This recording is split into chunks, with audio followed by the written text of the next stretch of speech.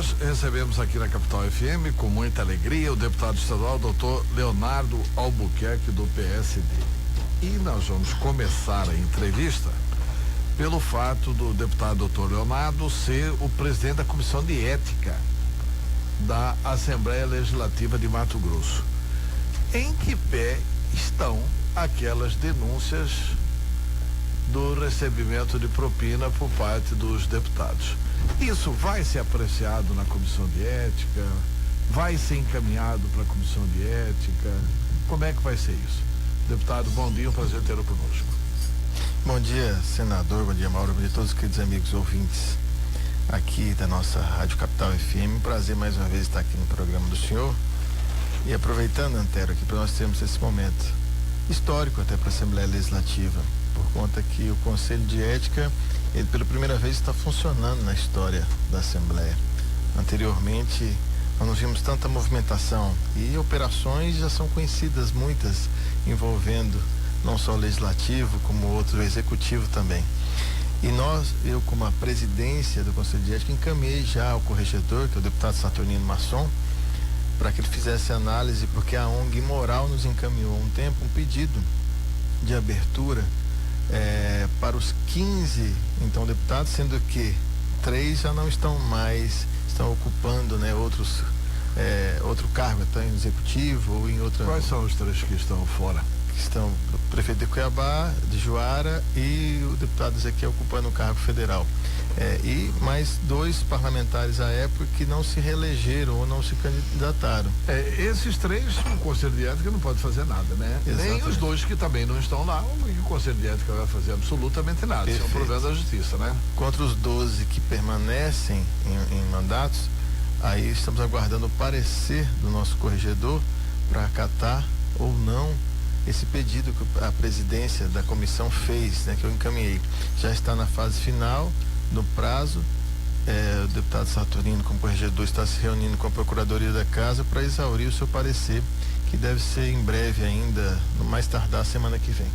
Deputado, nós estamos falando de exatamente metade dos membros da Casa Legislativa envolvidos nesta denúncia, nesta situação.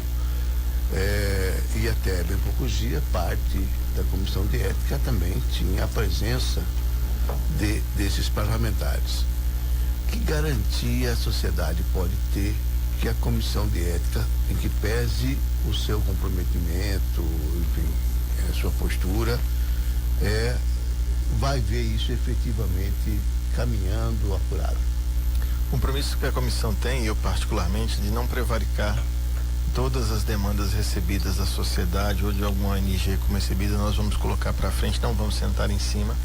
Claro que nós temos algumas questões legais no Brasil, infelizmente, e o senador sabe também bastante disso, porque é combatente, alguns mecanismos que foram introduzidos na Constituição de 88 dão uma prerrogativa para quem tem mandato muito grande. E aí essa lei do fórum privilegiado, mas não nessa questão da Comissão de Ética. Não, assim, no parâmetro geral do Brasil, é um absurdo o que acontece nesse Brasil. Nós temos que ter essa mudança, essa discussão tem que vir à baila mesmo. E nós precisamos mudar para quem tem mandato. A Comissão de Ética tem um regimento que normatiza, tem um regimento interno, tem as normativas que normatiza a Comissão de Ética, que até é parelho pelo Brasil. Eu fiz uma análise e até quem foi que promulgou essa resolução foi o então ex-governador Silval Barbosa, que fez essa resolução. Até uma ironia, o destino que fez essa questão do Conselho de Ética da Assembleia Legislativa. E nós estamos amparados dentro da legalidade, estamos juntando toda a demanda possível. O Judiciário não compartilhou algumas provas que seriam bem mais fundamentados e necessários até. Mas foi solicitado formalmente? Com essa provocação, o corregedor está fazendo a sua análise e acredito que até para se embasar melhor ou não, deve solicitar alguma porque ainda não houve a solicitação formal. Não, mas tem algumas coisas que são diferentes, O processo ético é um processo político. Político, é verdade. É só avaliar se aquela atitude feriu ou não o decoro parlamentar. Eu não preciso provar absolutamente nada além disso. Se aquela atitude fere o decoro parlamentar, é só isso. Porque o que vai ser julgado no Conselho de Ética é a questão do decoro, É o decoro. As outras questões não são atribuições do Conselho de Ética. São atribuições do Poder Judiciário.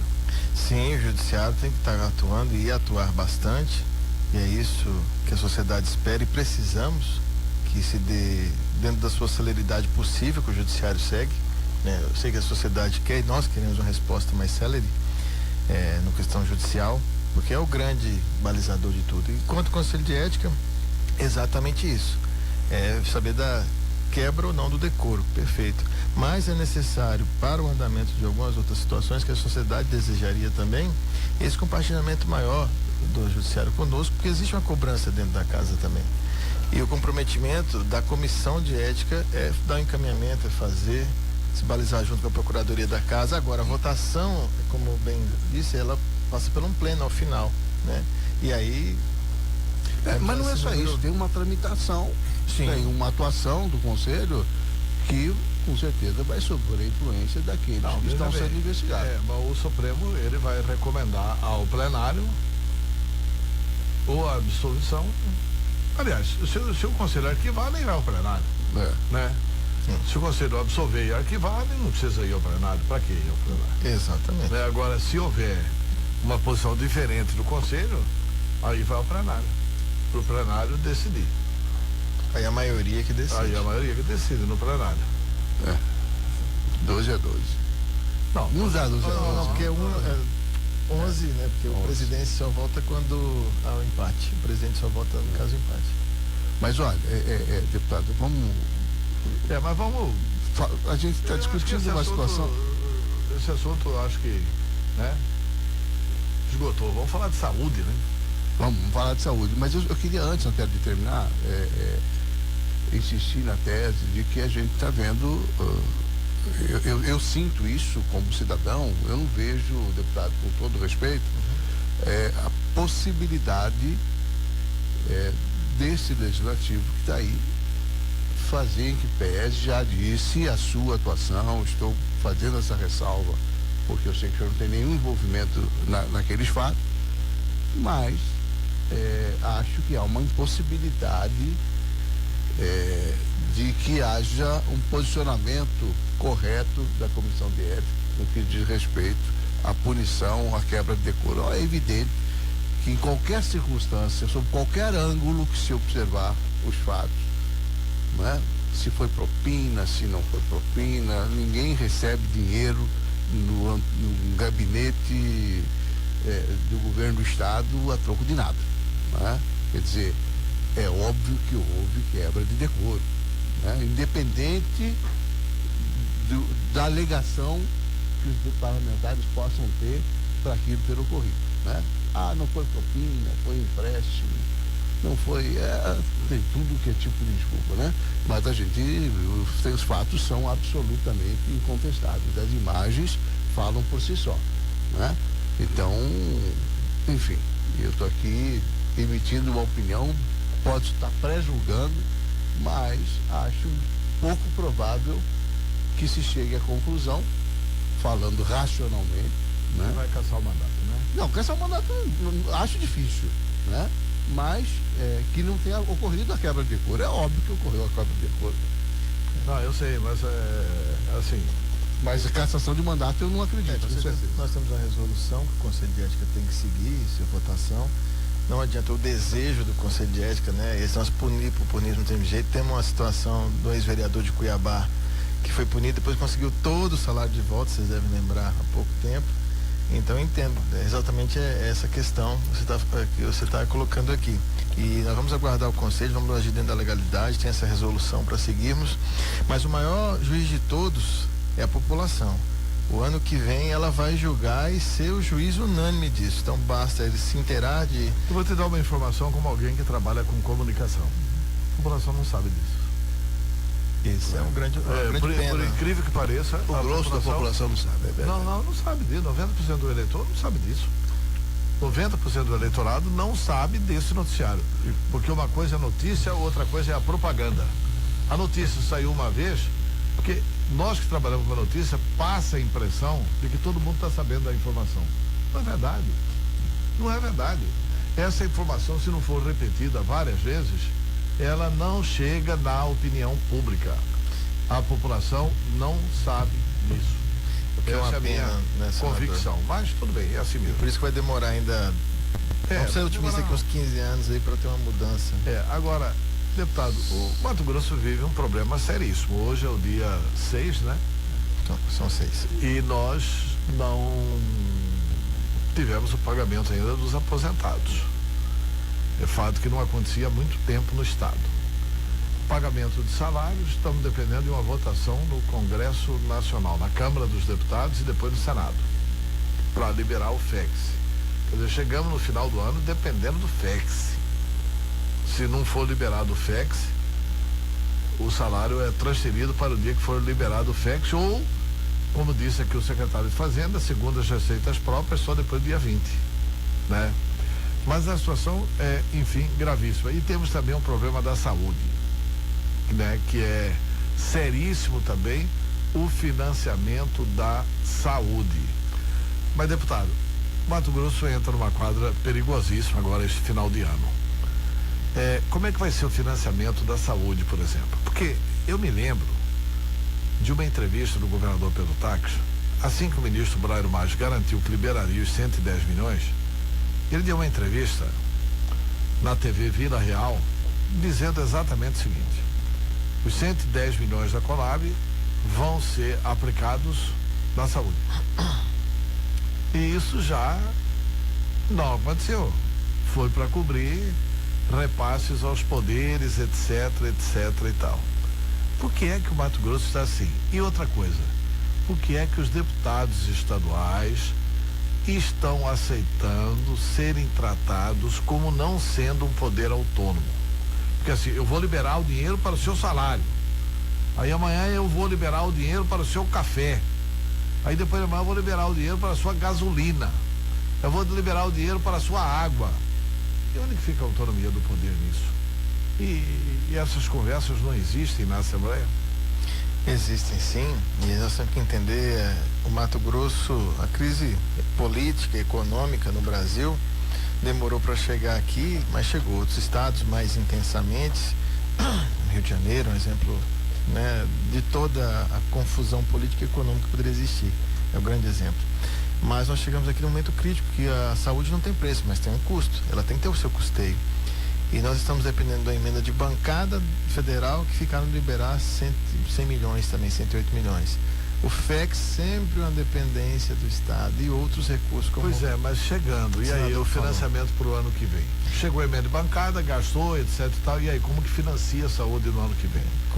Não tem que ir na Assembleia buscar recursos para viabilizar a questão da saúde? Exatamente, e dinheiro novo a gente não vê perspectiva.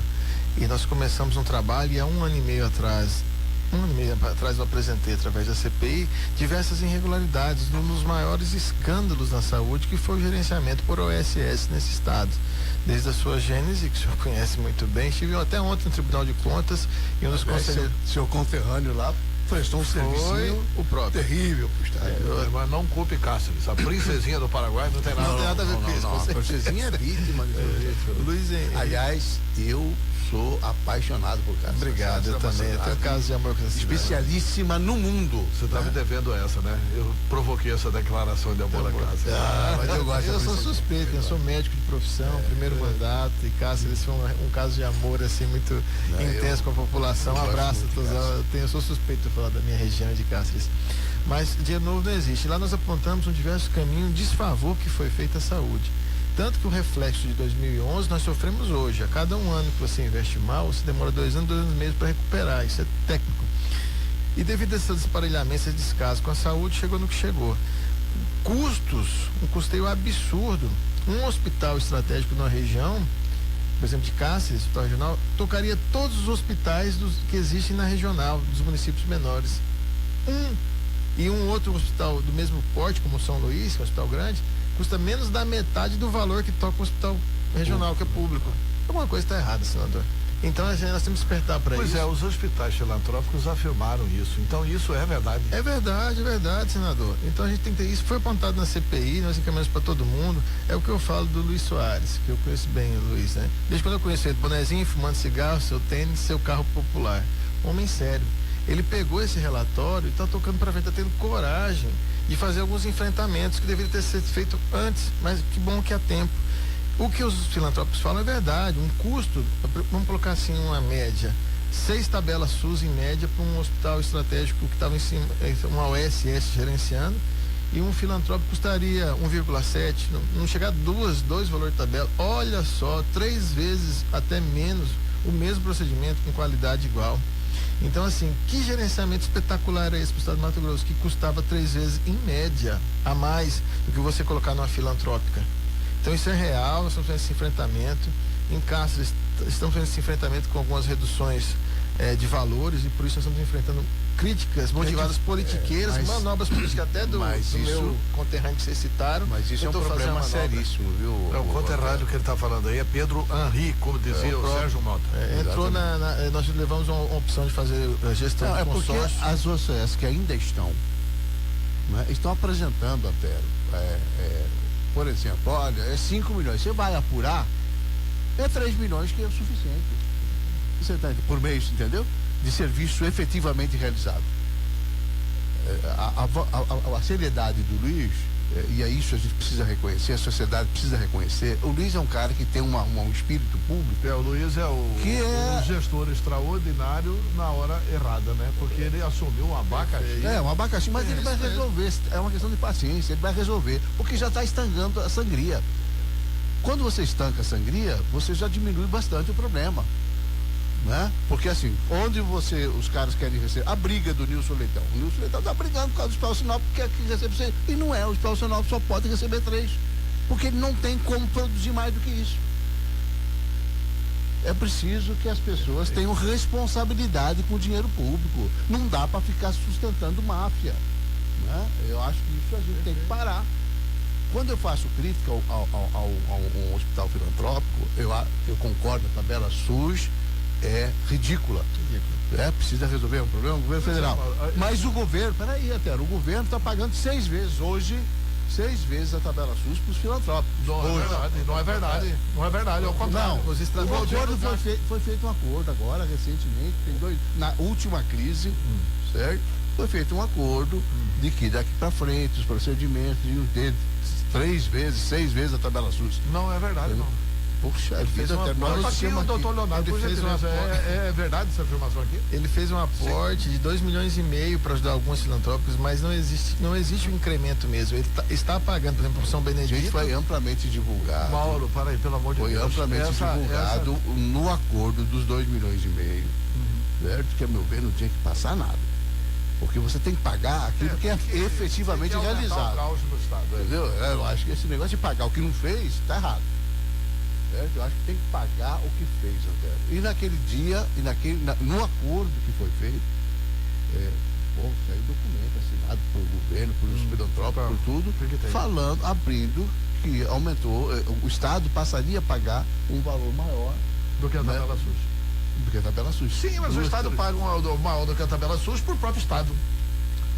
O Estado paga maior do que a tabela SUS, muito maior do que a tabela SUS, para o próprio Estado. Está fazendo isso para os filantrópicos agora. E paga 3 vezes menos, embora pague maior do que a tabela SUS, paga 3 vezes menos para os filantrópicos. É isso que os filantrópicos estão dizendo. Exatamente. Por que não contratualiza conosco e passa o pagamento? Tudo bem, nesse preço da tabela SUS não dá, mas tem que ser 2 vezes a tabela SUS. Para o Estado é 8. Para o Estado é mais caro. É esse o argumento dos filantrópicos. É verdadeiro esse argumento ou não é? Perfeito, senador, exatamente. O custeio, você pegar os hospitais estratégicos, são estaduais, regionais, o custo lá de pagamento era igual ao clínica particular. E um filantrópico faz bem mais barato. Não, mas eu concordo com isso, eu não estou discordando. Eu acho que a questão das USS realmente foi um grande erro. Um desfavor. Né? Foi uma roubalheira sem fim. Porque foram essas OSS, né? Tem o SS que funciona bem. Tem as OSS sérias, sim. As irmãs da Roberta Santa Catarina fizeram um grande trabalho, os freios em Rondonópolis, mas são organizações religiosas, né?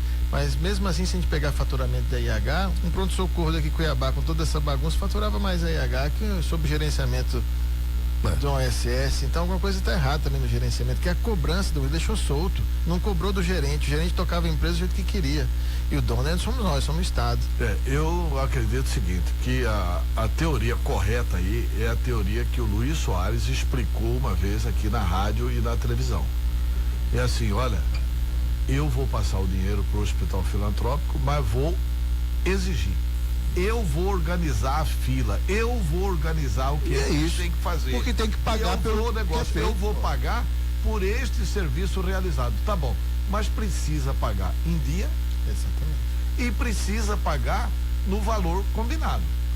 Esse valor combinado é 2 vezes a tabela SUS. Tem um erro nisso? Tem. É lá em Brasília. O negócio da tabela SUS que não se reajusta, é lá em Brasília, tem esse erro. Mas o Estado vem pagando muito mais para outro tipo de ação.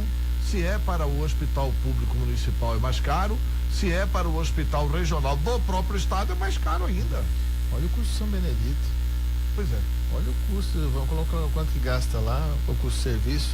Se você pegar o custo relação-benefício do São Benedito, primeiro que quando foi ser feito o São Benedito, que o Mauro Mendes falou que ia fazer, pessoas especializadas em saúde disseram para mim, falou, olha, é melhor contratualizar. Sim. É melhor contratualizar, contratar na iniciativa privada do que fazer isso. Assumiu um custo extraordinário. Tudo bem, o Hospital São Benedito funciona bem, funciona. A que custo? E quantas pessoas atende? E ver quantas pessoas o pronto-socorro atende. Então, agora, para encerrar, como que vocês vão buscar o financiamento da saúde? Porque eu estou cansado de propor aqui, a lei que o Dante mandou para a Assembleia, que era do FETAB, tem que simplificar o FETAB. O FETAB tem que ser 80% para a estrada e cria assim fundo estadual do FETAB e põe um S no FETAB. FETABs. 80% do que cair ali de receita já vai direto para o fundo para ser administrado pelo secretário de Infraestrutura. Não passa na fonte 100, não passa na Secretaria de Fazenda. E 20% do que cair de dinheiro ali já vai ser administrado direto pelo secretário de Saúde. Resolve a saúde. Se você botar 80%, porque era 80% de estrada e 20% da habitação. O que eu estou propondo é o seguinte: tira a habitação, que não é a prioridade das prioridades, e coloca a saúde, que é a prioridade das prioridades. Sabe quanto cresceu o FETAB de 2016 para 2017? Comparando de janeiro a novembro desse ano, 61% de crescimento. Pois é. 61,14% de aumento de receita. E aí, Mauro, o que a gente tá propondo é o seguinte: por que a Assembleia não aprova essa lei? Dizem que é porque Iraí não deixa. É verdade? Iraí manda também na Assembleia? Não. O FETABs, né, como o senador falou, o S no final, já começou uma discussão por conta que o cobertor é curto, o valor previsto para o financiamento da saúde é insuficiente para fazê-la de excelência para o Estado. Outra fonte. Não tem dinheiro novo, e nós começamos a discutir, aí começaram a surgir diversas proposições, até parte do ICMS, do óleo diesel, do FETAB, para ser, vamos colocar uma parte do imposto ICMS da telecomunicações, diversos assuntos, diversas proposições começaram a ser discutidas até a época, quando em junho, né? E o dinheiro que o Mato Grosso tem certeza do FETAB. Então, eu acho que não devia inventar moda. Otero, você me dá meio minuto para eu. Meio minuto para encerrar. Né? Não. Você lembra que o Gustavo esteve aqui e ele prometeu passar para a gente os dados atualizados aí da Receita, incluindo o fechamento do mês de novembro. Certo. E esses números mostram bem a situação do Estado. De fato, houve um aumento de arrecadação. Sempre teve. Houve um aumento aqui de 4,33. 787 milhões a mais em relação ao mesmo período do ano passado. Isso é fato. Com contribuição. Então, cresceu a receita tributária, cresceu a receita das contribuições, como é o caso do FETAB. Despesa agora. O problema é o seguinte, doutor. Receita patrimonial, variação negativa de quase 30%, perdeu 72 milhões. Receita de capital caiu 55%, tem uma operação financeira, caiu 257 milhões. E aí, os repasses da receita proveniente de transferências da União, 616 milhões a menos. Quer dizer, aí não tem jeito. Por isso que o FETAB, como você fala, Antero, é a grande solução para a saúde. Porque não depende de transferência, de caixa, não sei o quê. Depende do mercado, né? De arrecadar e do mercado. E acho que é uma grande bandeira o deputado defender na Assembleia Legislativa. Deputado, antes do senhor se despedir, só quero ler uma mensagem aqui. Emerson Serges. Esse deputado fala bem em relação à saúde, mas em relação à comissão de ética, pisa em ovos. Parece que está dormindo ou sob efeito de calmante. Para ser presidente da comissão de ética tem que ter coragem. Francamente, deputado. Emerson Serges. Nós precisa ter coragem e não estar envolvido em nenhum escândalo. Coisa que eu dou orgulho, eu tenho orgulho do meu mandato e venho orgulhando o Estado de Mato Grosso na minha conduta ética. Então, meu amigo, vamos prestar atenção aí também no movimento dos outros aí. E a gente tem que falar com tranquilidade que eu sou presidente, eu não posso expor minha opinião aqui, que faz parte da resolução. Não cabe só a mim. Se dependesse de mim, a política no Brasil era outra, era diferente. Você não estaria falando isso, você teria mais orgulho do Estado e do Brasil. Deputado, quem sabe um dia dependa, né? Deputado, obrigado pela entrevista. Obrigado, abraço a todos. Lembrando que eu sou médico de profissão, meu primeiro mandato. Sou da cidade de Cáceres, moro em Cáceres. Estamos atuando em todo o estado de Mato Grosso. Eu destravei diversos temas importantes, ZPE, que era uma anedota, está lá construindo, MT-343 que está na velocidade, que está lá construindo, Escola Técnica Estaduais. São mais de 50 milhões só para Cáceres, para a região mais de 100 milhões, para o estado de Mato Grosso, vários projetos de lei que vão destravar o estado. Então eu acho que o papel cumprir, minha função é nós devolver para a sociedade em forma de muito trabalho a votação, e estamos aí orgulhando o estado de Mato Grosso com o meu mandato. Um abraço a todos, obrigado senador, obrigado Mauro, um abraço a todos aqui, muito obrigado. Obrigado ao deputado doutor Leonardo.